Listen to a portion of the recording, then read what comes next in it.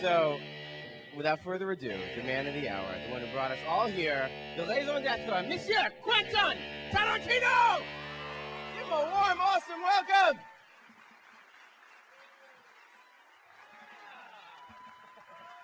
Thank you, Mr. Rose.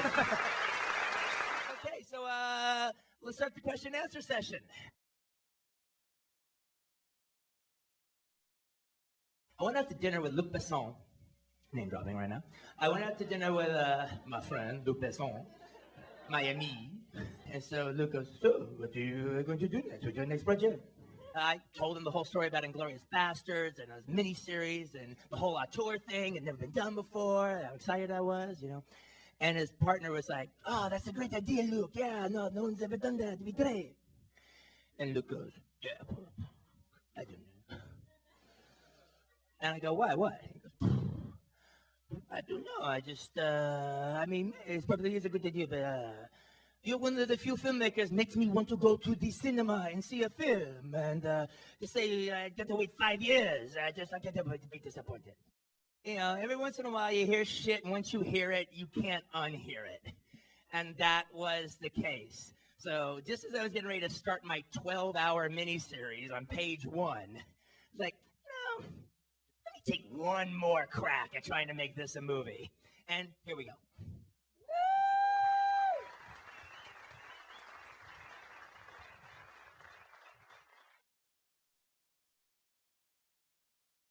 It was a very difficult casting process because we had American casting directors, we had a German casting director, and we had a French casting director. And usually casting is a little easier because in dealing with mostly an American cast, I have a pretty good idea of a lot of actors, and I have lists that are further than most casting directors, but that was not the case with all these German actors, all these French actors. Plus, I had to go to all these different countries all the time. So you're trying to get into pre-production and get into the flow of it in Germany, and I kept being yanked away for Paris for casting for like 4 days, and it took me like a day or so to get back into the rhythm. So it was very difficult, but it all worked out fantastic. But that was the case. If you'd asked me, 3 years ago, would you ever like to work with Brad Pitt? I would have said, hell yeah. But it just doesn't work like that.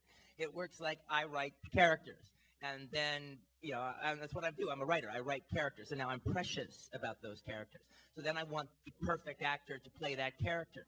Because when it's perfect casting, then look, most of the job is done, And if it's not perfect casting, then it literally is this massive struggle simply to articulate content half the time. And also, I know what's on the page, and I know it's not being realized, and there was a horrible compromise made somewhere.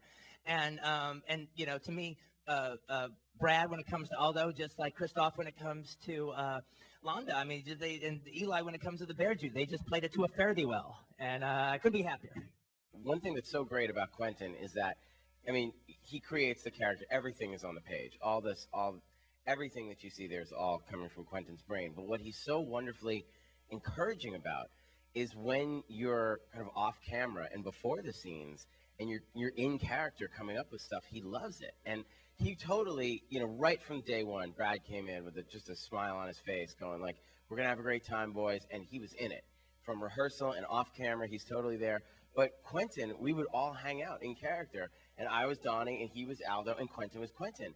And Quentin would say, like, this is so fucking great, because I've had these guys in my head for 10 years, and now we're having beers. And there were days that we were shooting that we did not want to get out of character, where we would, and we didn't. And we stayed in character. And, the production assistant who'd bring us, that was very sweet, would bring us coffee, Carla. I'd be like, Carla! He's like, Carla! I'm like, nah, dude, it's Carla! I'm starving, dude! Like, Carla, where's my damn coffee? We couldn't stop, and we could be as disgusting and inappropriate as we wanted, because we were in character. But that's the kind of wonderful, disgusting and pretty damn inappropriate. But that's the wonderful, safe environment Quentin creates for all the actors. Thing is, when it comes to writing, you write female characters, you write older characters, you write characters that are like you, characters that aren't like you. Now, actually, they're all you. They're all coming out of you some way, and you're kind of evenly divided amongst all the people, at least to one degree or another. And the truth of the matter is, as far as I'm concerned, I've never wrote a villain in my life. I understand where everybody in my movies come from.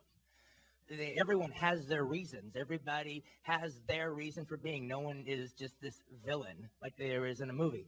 So I understand everybody's point of view in my piece. Whether I might not tell you guys this. There's tons of things I don't share with the audience because it's not important to share it with the audience. But I know, and I'm the resource for the actors to know. They'll know stuff that's not important for the audience, for the story to be told, but they need to know this is where they came from. This is what's going on. As you make more movies and more movies, things get more comfortable. They don't get less comfortable because you can kind of do shit your way. And but there can be problems with that. Fat can marble in the thing. And so the thing about this was it was a situation where it's like, if we worked hard on the schedule, but if we had 3 days to do a scene, there was no mañana. We were going to do it in 3 days. And if that meant we had to go late on that third day, we did. And if you do something like that, that was, that's really good and there's energy to it. But, there's no really accomplishment for me to feel because the very next day I was right at it again with something else that had to be done in 2 days or 1 day or a week or whatever. And, they're always just a little slightly less than, what you'd want. And as far as the time constraints. But the hope was you do all that and then that energy and that, because there is no mañana. It is about now, and it's about this. And we're not fucking around. And I don't have time to shoot shit I ain't going to use, and all that stuff. So it was like, hopefully that ends up on screen. So that was the idea. And I think that worked out. I decided pretty early on that I was going to be correct with the languages because just anything else seemed bullshit. And it was contrivance that I never really cared for in movies. I really feel that I'm really laying it down here that if you're going to do another World War II movie, you just don't even have the option to do the bullshit German is English thing anymore. If Spielberg was going to do shit, if he had never made Schindler's List and he was going to make it 2 years from now, this movie would force him to do it in German, or else it would seem quaint. And you don't want Schindler's List to seem quaint. I had a really fantastic French translator. He's the guy who actually translates all of Woody Allen's text, published text into French. And actually, the German translator was the director Tom Tickler from Run Lola Run. I called him up to just ask his advice about could he recommend somebody. He goes, oh, yeah, that's a big deal. That's a big deal. Let me get back to you. And I called him up because, I'm just going to fucking do it myself. I mean, I'm the only one I trust, and so I worked with both of them, for a while. And we just really worked hard. And there's some jokes or some wordplay that happens or little poetic rhythm things that are gone, but we can also find other wordplay and different rhythm things in French and German. So it's like, so it was a process. Christoph did further translating to German into Austrian German, which is a much more old world German. And actually, Christoph found that, in particular, the Austrian German, you could actually say almost literally what I was saying in English. So it all worked out really, really good. I just dive into my record collection. I've never worked with I worked with Robert a little bit on Kill Bill, and I worked with RZA a little bit on Kill Bill, but that was very easy peasy the way that worked out. But my normal thing is I'd rather work with a music editor than a music composer, and so I just dive into my record collection.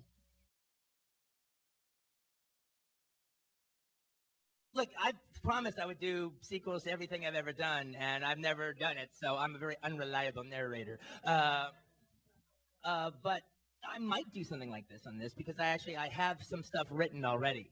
For that story that I was going to do a while ago, well, now it's smaller now because I did some of it.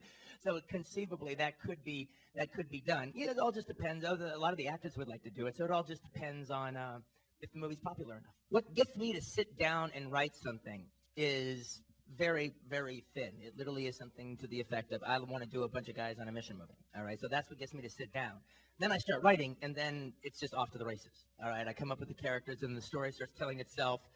And I don't want it to just be a bunch of guys on a mission movie. I'm expecting to expand it as it goes on, and so it becomes what it became.